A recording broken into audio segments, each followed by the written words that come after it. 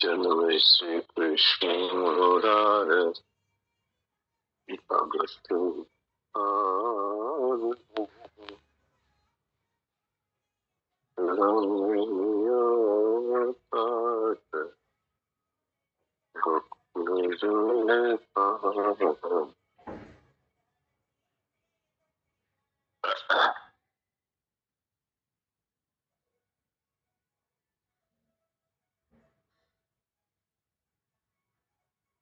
कल वाले भजन मैंने जो नहीं सुनाए वो रखे एक जगह, अब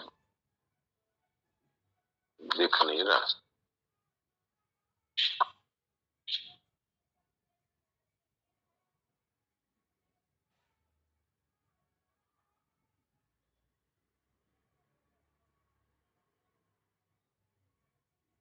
नारायण नारायण।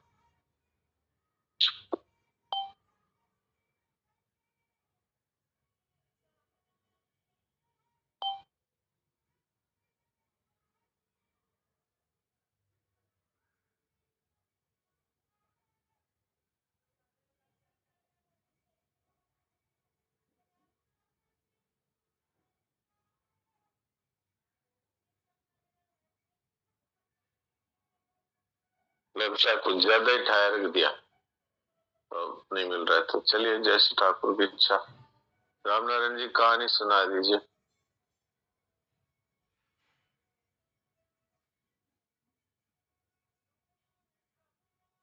हाँ,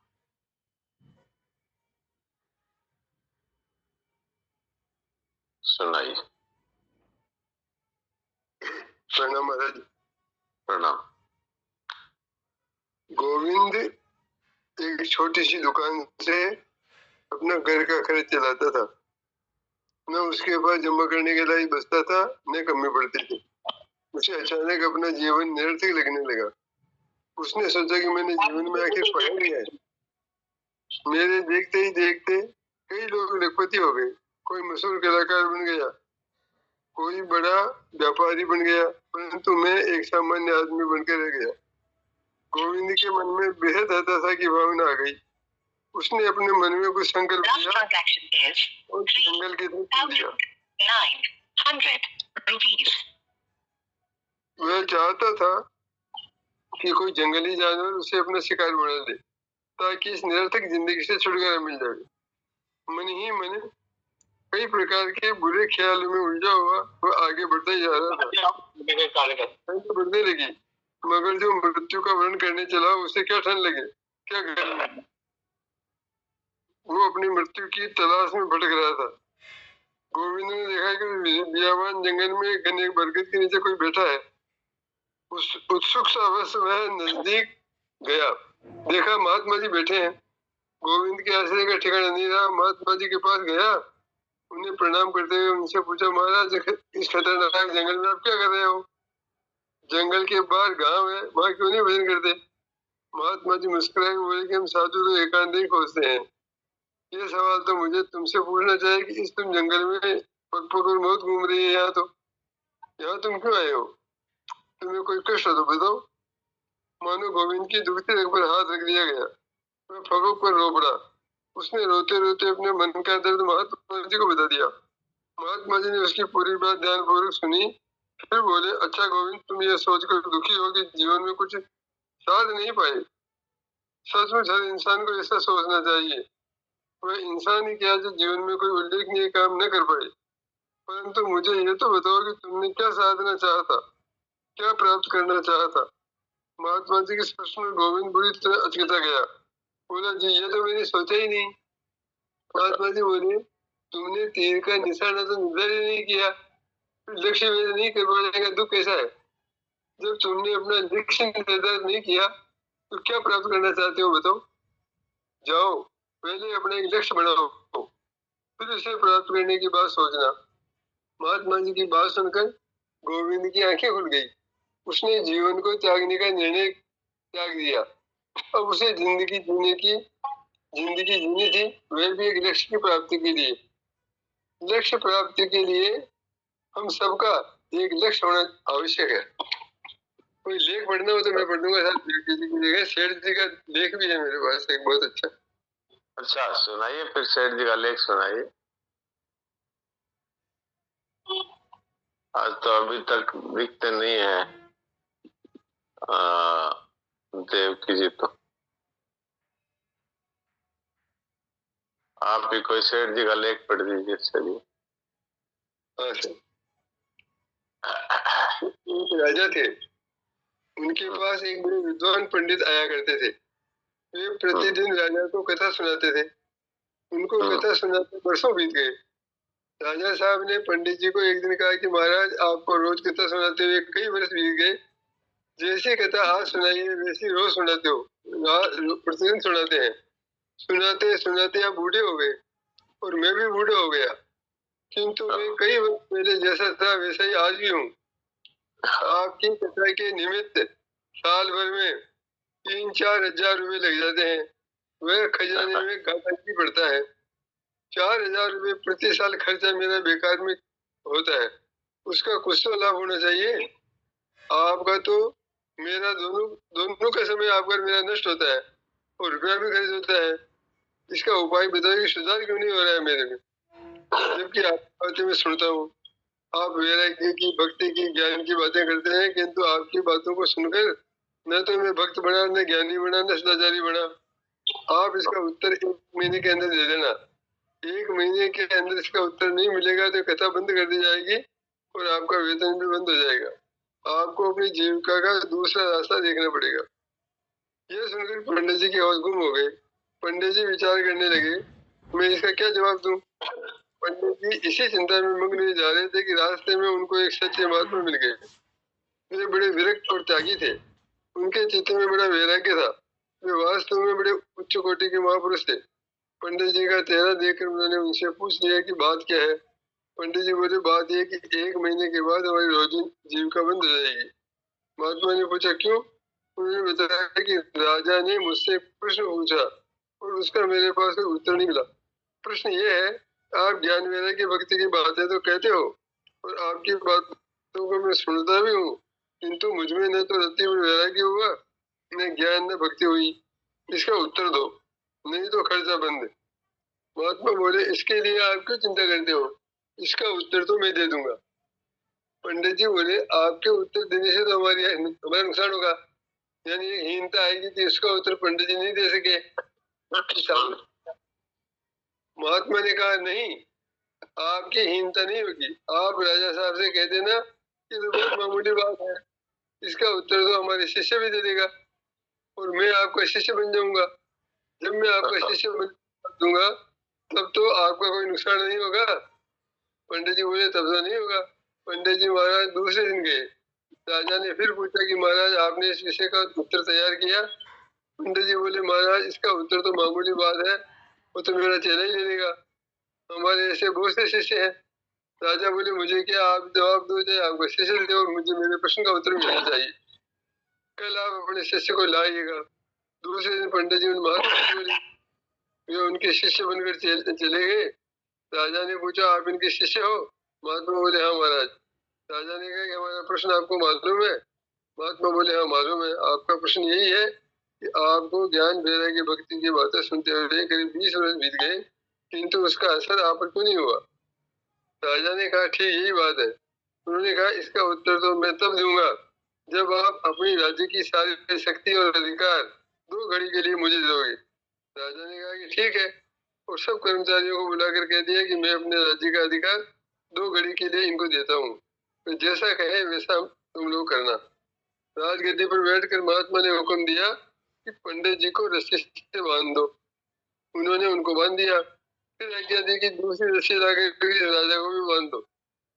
आज्ञा के अनुसार राजा भी बांध दिया गया। दोनों सोचते हैं कि ये क्या कर रहे हैं, कुछ समझ में नहीं आ रहा।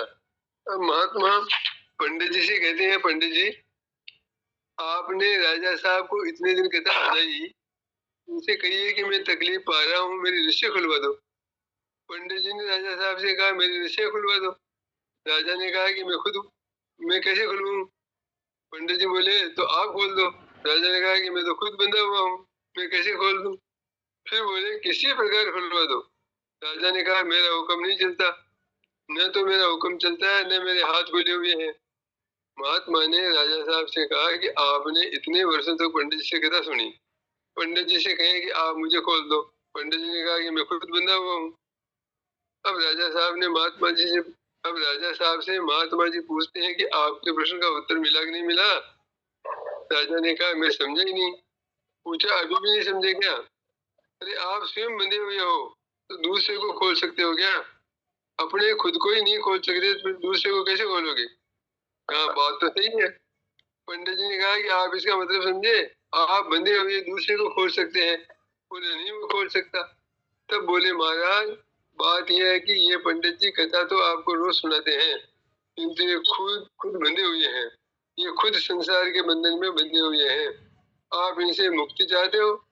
यदि पंडित जी खुद मुक्त हो तो आपको मुक्त करे। खाली कथा सुनाने से थोड़ी मुक्ति होती है। तोता और मीना राधा कृष्ण लड़ते हैं, इनको ये ज्ञान नहीं है कि हम राधे कृष्ण क्यों लड़ते हैं। जब बिल्ली आती है तो उनको पकड़ती है तो राधा कृष्ण भूल करके टाई टाई करते हैं। ये दशा पंडित जी की है। ऐसी परिस्थिति में पंडित जी आपको कैसे छुड़ा सकते हैं? जो संसार से छूटा हुआ है, खुला हुआ है, ऐसे मुक्त पुरुष का असर पड़ सकता है। और जो संसार में खुद बंधे हुए हैं, ये सारा भोगों में बंधे हुए हैं, वे दूसरों को क्या छुड़ाएंगे? ऐसा पुरुष होना चाहिए जिसका संसार से तीव्र वैराग्य हो। संसार से केवल तीव्र वैराग्य ही नहीं, उपरति भी होनी चाहिए और परमात्मा के तत्व का ज्ञान भी होना चाहिए। ऐसा उच्च कोटि का महापुरुष हो तभी उसकी बात का सुनने वाले पर असर होता है। नारायण नारायण। ये बात है। बंधे हुए हो कैसे दूसरे को खोलेंगे? वो तो खुद ही बंधे हुए। इसलिए ये इस कहानी से हमें ये शिक्षा मिलती है कि ये उपदेश करने वाली जो सेवा है ना, ये सबसे नीची सेवा है, घटिया। वास्तव में तो अपने को ही हमें समझाना है। अब शरणानंद जी महाराज ने ये बात कही कि ये जो उपदेश की सेवा है ये सबसे नीची सेवा है, ये उनके शब्द है। और फिर ये भी कहा कि फिर भी मैं तो वही कर रहा हूं। तो बात क्या है कि संत महात्मा है वो हमें करके भी दिखाते हैं और कहकर भी दिखाते हैं। तो उनके जीवन का प्रभाव सब पर पड़ता है, क्योंकि वो जो बोलते हैं वही उनका जीवन है। अब उपदेश तो करें और जीवन वैसा हो नहीं, तो वही वाली बात है कि ममता, कामना और अहंकार से बंधा हुआ जीव है, वो दूसरे को कैसे छुड़ा देगा? तो खुद ही बंधा हुआ है। तो इसलिए हम लोगों को ये श्रद्धेय सेठ जी की इस कहानी से ये शिक्षा लेनी है कि भाई कहीं हम सुन सुना के सीख ले और वही बातें दूसरों को कह देते हैं, लेकिन क्या ये हमारे जीवन में है? बात तो दो ही मुख्य है, मेरा कुछ नहीं, मुझे कुछ नहीं चाहिए, बस इतनी बात है। और इसमें से भी एक बात हो जाए तो फिर बची हुई दो बातें स्वतः हो जाती।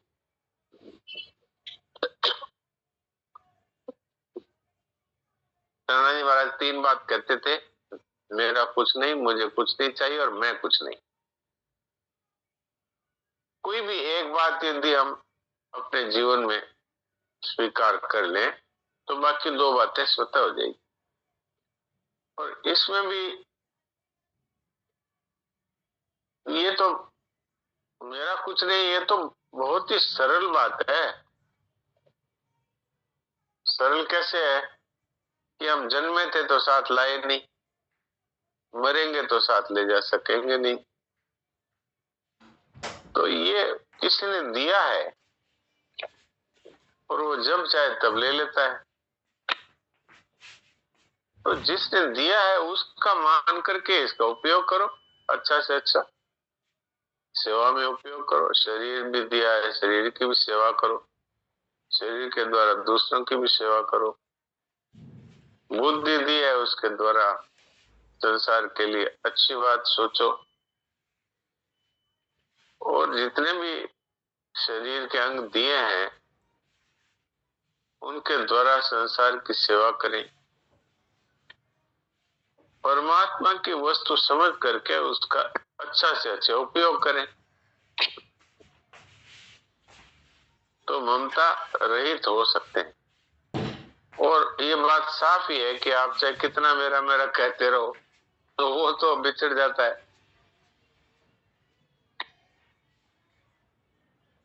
अब छोटा बच्चा है, वो पैदा होता है तो उसकी किलकारियां देख करके उसमें मनुष्य है वो मेरा है करके उसमें फंस जाता है। और वो कब अपने हाथ से फिसल जाएगा इसका पता नहीं, क्योंकि भगवान है देने वाले, भगवान ही है लेने वाले। तो उनका मान करके फिर सेवा करो, सदुपयोग करो, वस्तुओं का सदुपयोग करो, व्यक्तियों की सेवा करो, तो नहीं बनेंगे। और दूसरा है मुझे कुछ नहीं चाहिए। क्यों नहीं चाहिए? कि चाहने से कुछ मिलता नहीं, यूं नहीं चाहिए। ऐसा होना चाहिए, ऐसा नहीं होना चाहिए, ये कामना का स्वरूप है। अब हम कहते हैं ऐसा नहीं होना चाहिए और वैसा हो जाता है।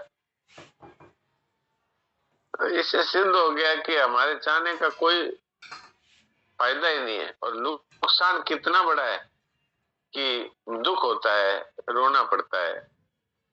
और भगवान से तो दूरी बनी ही रहती है। जो कामना रखता है वो भगवान के नजदीक नहीं जा पाता, क्योंकि उसको तो संसार चाहिए, धन चाहिए, मान चाहिए, बड़ाई चाहिए, परिवार चाहिए। चाहिए से मिलता नहीं है ना। अगर चाहिए से मिल जाता तब तो फिर ये कहना ही नहीं बनता कि कामना छोड़ दो, क्योंकि वो तो एक चाहने से मिल जाएगा, बस इसलिए चाहते रहो। लेकिन चाहने से कुछ नहीं मिलता। हाँ, भगवान है वो चाहना से मिलते हैं, और उनको हम चाहते नहीं। हम चाहते हैं संसार की वस्तुओं को, व्यक्तियों को, परिस्थितियों को, इनको चाहते हैं। ऐसा हो जाए, ये मिल जाए, ये चला जाए।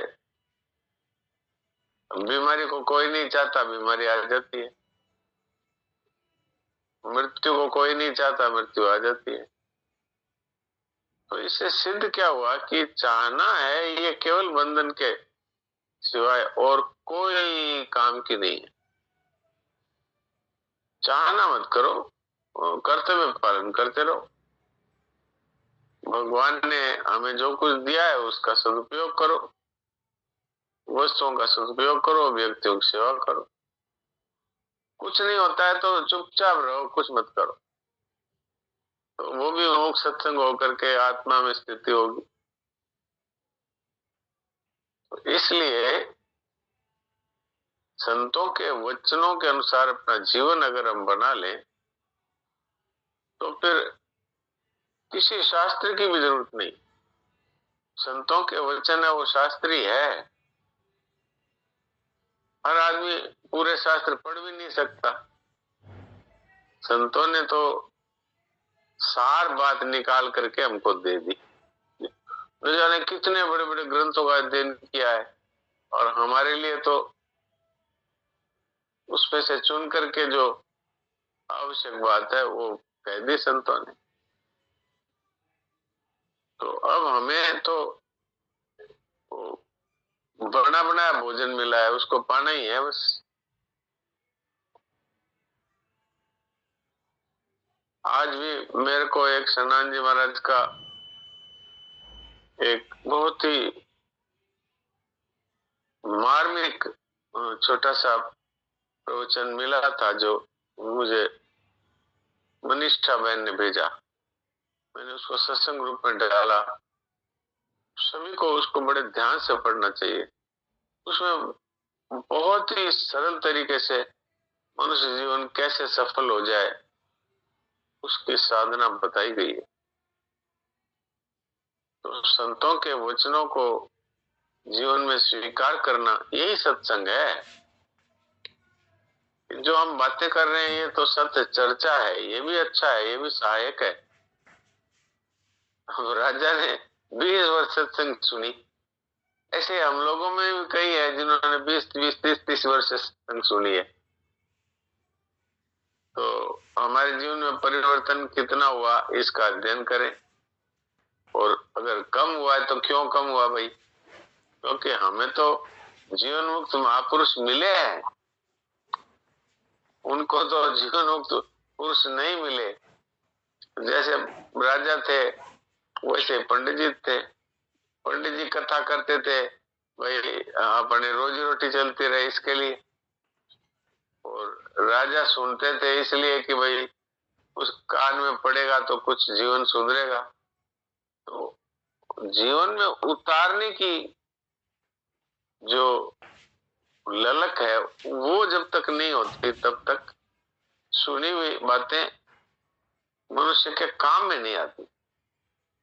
और हमने सुन ली कि भाई ये विषय हो गए, ये विष के समान है। अब सुन तो लिया लेकिन फिर भी इनकी तरफ दौड़ते हैं, तो हमने वास्तव में कहाँ स्वीकार किया? शास्त्रों में आया है विषयान विश्वत त्यज, विषयों को जहर के समान समझ करके त्याग दो। अब हमने सुन लिया और कह भी दिया। अब अगर फिर भी विषयों के पीछे दौड़ते हैं तो फिर फायदा कैसे होगा? और यदि हम इस बात को आज स्वीकार कर लें संसार में मेरा कुछ नहीं है और मुझे कुछ नहीं चाहिए, तो अभी अभी सब मुक्त हैं। ये बंधन तो सिर्फ इसी से ही है, कामना और ममता, ये तो बंधन है। और क्या बंधन? कामना और ममता छोड़ते ही मुक्त हो गए। और मुक्त होने के बाद कोई सींग पूंछ नहीं आते हैं, वो वैसे ही दिखता है मनुष्य। बस उसके हृदय में अंदर और बाहर आनंद का समुद्र लहराता रहता है। बेचैनी, घबराहट और चिंता ये दूर दूर तक उसके पास नहीं आ सकती। और बड़ा सरल है। हमने इसको कठिन मान रखा है इसलिए ये कठिन लगता है। साधकों से बात होती है तो यही कहते हैं ना, ममता तो छोड़नी बहुत ही कठिन है। अब बताइए, जिसने इसको पहले ही कठिन मान लिया उसको कैसे छूटेगी? अब उनसे कोई ये कहे कि ममता तो मत छोड़ो पर चीज तो छूट जाएगी, फिर क्या करोगे? तो फिर रोओगे बैठ के। तो फिर अच्छा, ममता छोड़ने से चीज चली जाएगी ऐसा नहीं है। यदि हमने धन को अपना न माना तो धन कहीं चला जाएगा ऐसा नहीं है। यदि हमने जमीन को अपना न माना तो जमीन छिन जाएगी ऐसा नहीं है। तो जब तक भगवान हमको दे करके रखते हैं तब तक रहती है, भगवान लेना चाहे तब चली जाती है। तो ममता छोड़ने से मनुष्य को मुक्ति प्राप्त हो जाती है। मुक्ति क्या है? छूटना।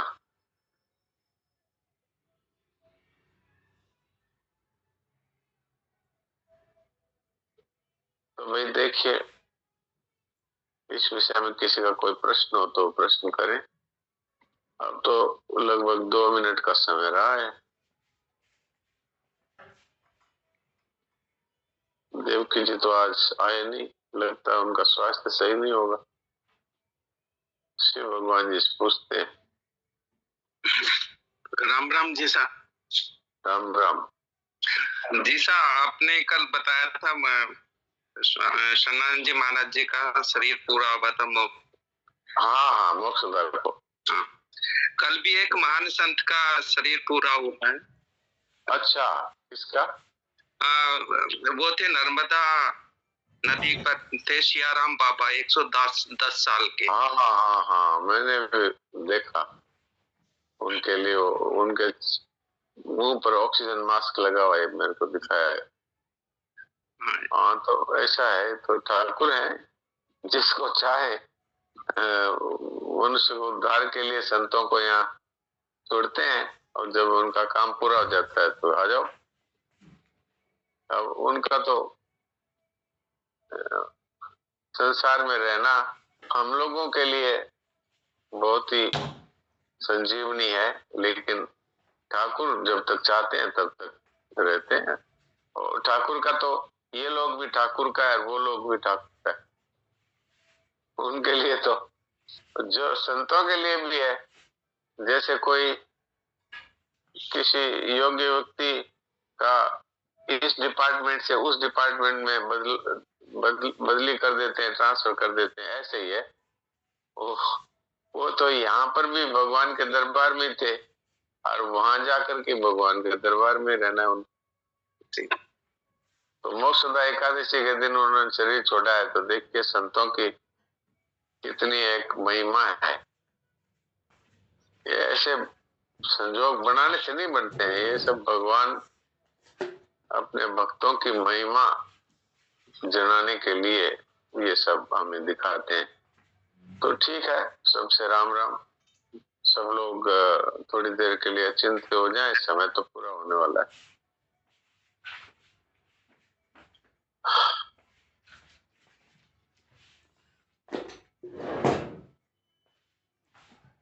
तो भाई शायद कुछ पूछना चाहती थी, अब तो कल ही बात हो पाएगी। कल भी ऐसे ही हुआ था अंतिम समय में।